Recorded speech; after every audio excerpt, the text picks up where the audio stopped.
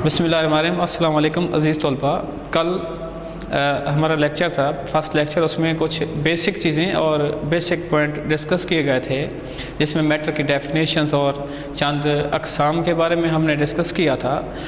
लेकिन आज हमारा जो सेकंड लेक्चर है, इसमें हम डिस्कस करेंगे केमिस्ट्री की डेफिनेशन और इसके साथ ही हिस्टोरिकल बैकग्राउंड ऑफ एटम। तो आइए अज़ीज़ तलबा, अब हम स्टडी करते हैं कि केमिस्ट्री, व्हाट इज़ केमिस्ट्री, या डिफाइन केमिस्ट्री की डेफिनेशन, केमिस्ट्री क्या है। तो chemistry the branch of science which deals with the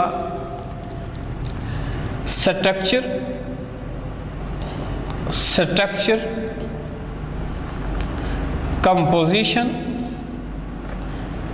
and properties of matter. The branch of science which deals with the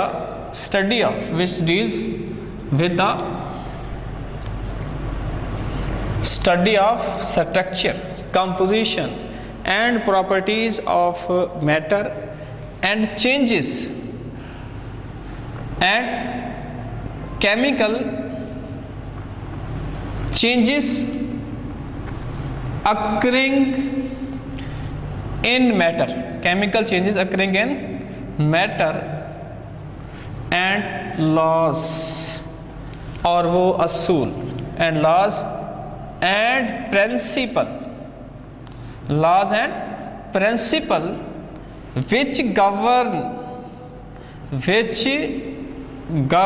these changes is called chemistry.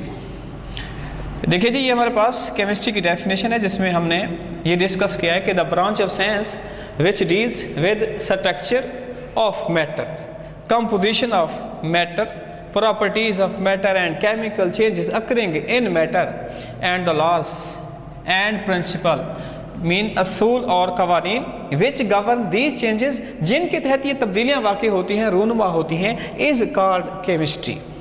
अब इसके बाद हमारे पास है कि historical background of atom. Historical background of atom. अब कुछ atom के मुतालिक हिस्टोरिकल बैकग्राउंड है, या केमिस्ट्री के मुतालिक कुछ हिस्टोरिकल बैकग्राउंड है, जिसमें हम मुख्तलिफ अदवार, मुख्तलिफ ड्यूरेशन की को डिस्कस करेंगे। जिसमें सबसे पहले कि रिसेंटली या पुराने ज़माने के जो लोग थे, हम कहते हैं एगो पीपल, के एगो पीपल थॉट। जो पुराने ज़माने के लोग थे, वो ये ख्याल रखते थे कि दैट मैटर, कि जो मैटर है, matter is made of simple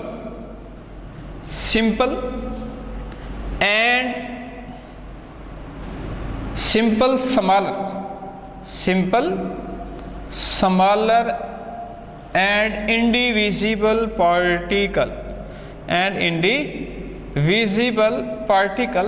के जो पुराने ज़माने के लोग थे, वो ये तसव्वुर करते थे कि एक्चुअली जो मैटर है वो मुश्तमिल है, बना हुआ है किस पर, कि simple, smaller and indivisible particle, सादा, छोटे से और नाकाबिले तकसीम ज़रात पर मुश्तमिल होता है।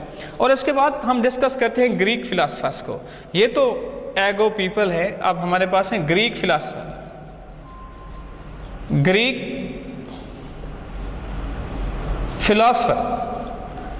फिलासफर के मुताबिक कि ग्रीक फिलासफर का कहना है कि if matter is divided into smaller particle, के ग्रीक फिलासफर के मुताबिक अगर मैटर को स्मॉलर और स्मॉलर पार्टिकल में डिवाइड किया जाए, then it reach to basic unit, फिर एक बुनियादी यूनिट तक ये पहुंच जाता है। दैट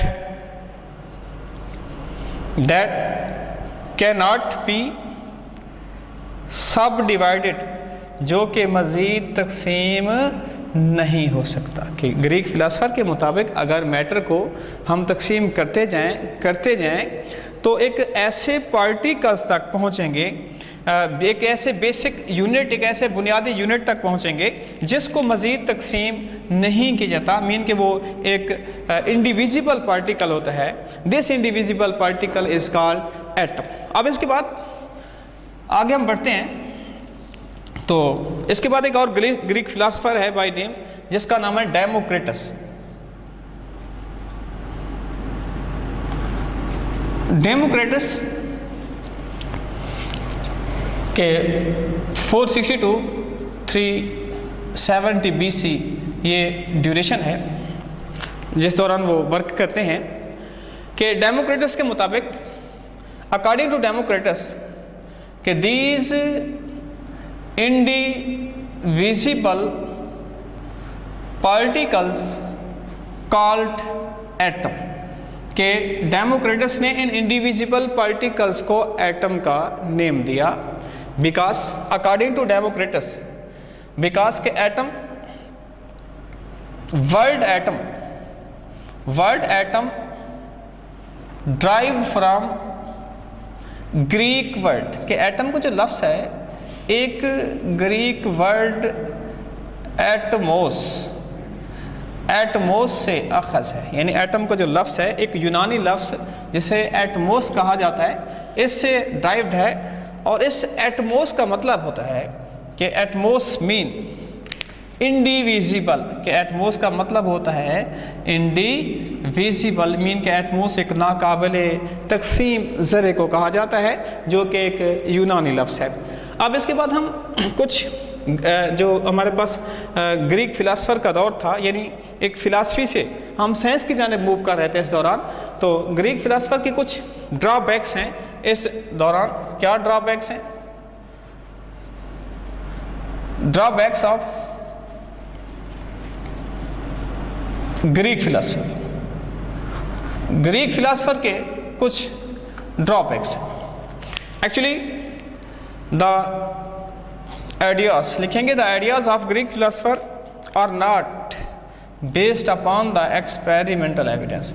हम कह सकते हैं कि जो ग्रीक फिलासफर के फ़िलासफ़ी थी, यानी उस दौरान ये केमिस्ट्री, ये साइंस क्यों फेल हो गई थी, हम कह सकते हैं तो आइडियाज़ थे, आइडियाज़ ऑफ ग्रीक फिलासफर के जो आइडियाज़ थे were not based upon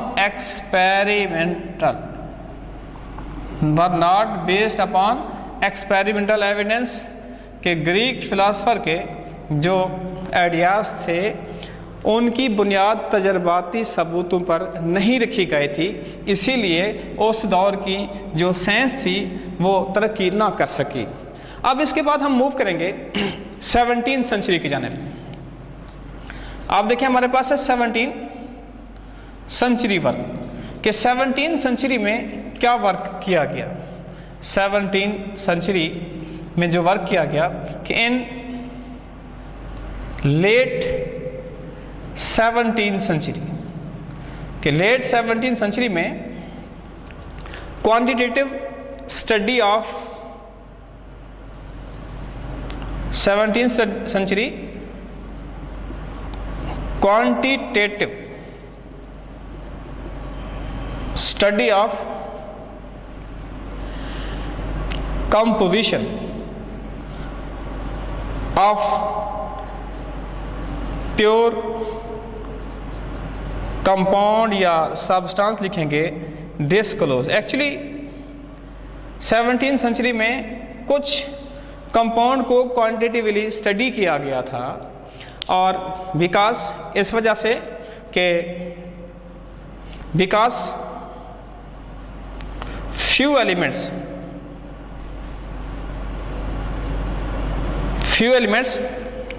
are the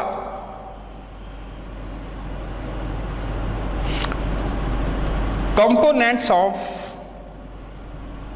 many different compounds, mean के बहुत से मुख्तलिफ कंपाउंड से जो चंद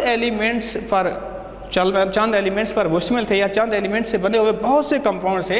इसी वजह से 17वीं सेंचुरी में कुछ एलिमेंट्स को क्वांटिटिवली एनालाइज किया गया, क्वांटिटिवली स्टडी किया गया और इसमें दो बातें इन्वेस्टिगेट की गई, and investigate.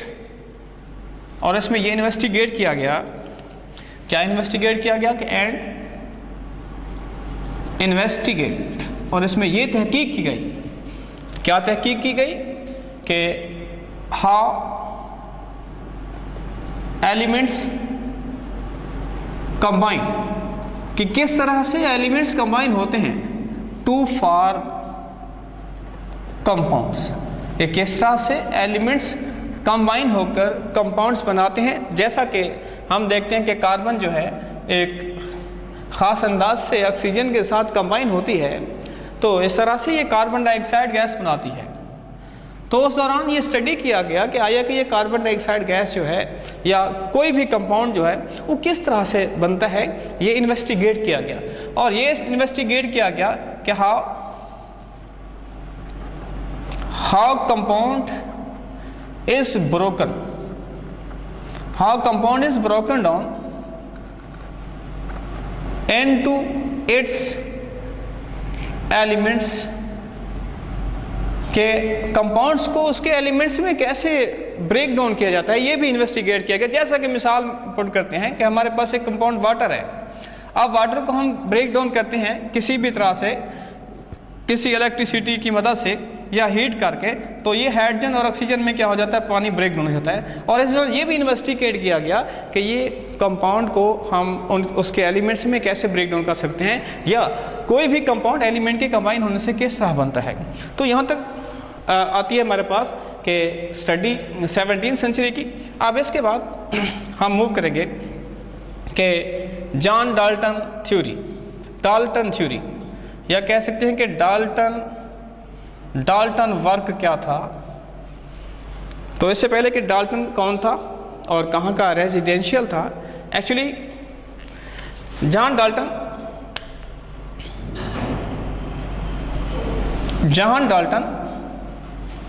was English school teacher. Actually John Dalton एक इंग्लिश स्कूल टीचर था और जॉन डाल्टन ने 1808 में के पुट हिज एटॉमिक थ्योरी या put theory 1808 put forward his atomic theory. इसने 1808 के अंदर अपनी एक एटॉमिक थ्योरी पेश की। अब ये डाल्टन की एटॉमिक थ्योरी का मेन जो पोस्टुलेट है वो थोड़ा इस तरह से है कि main postulates of this theory,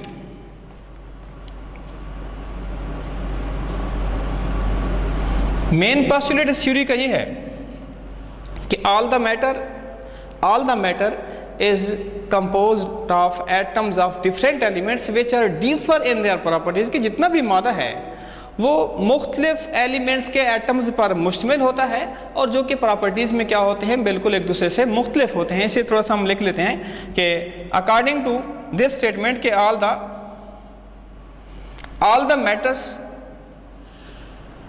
is composed of, तमाम जो मादा है ये कंपोज्ड ऑफ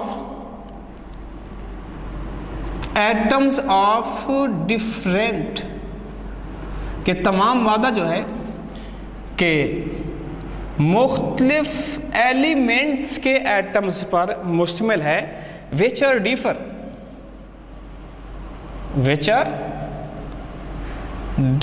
इन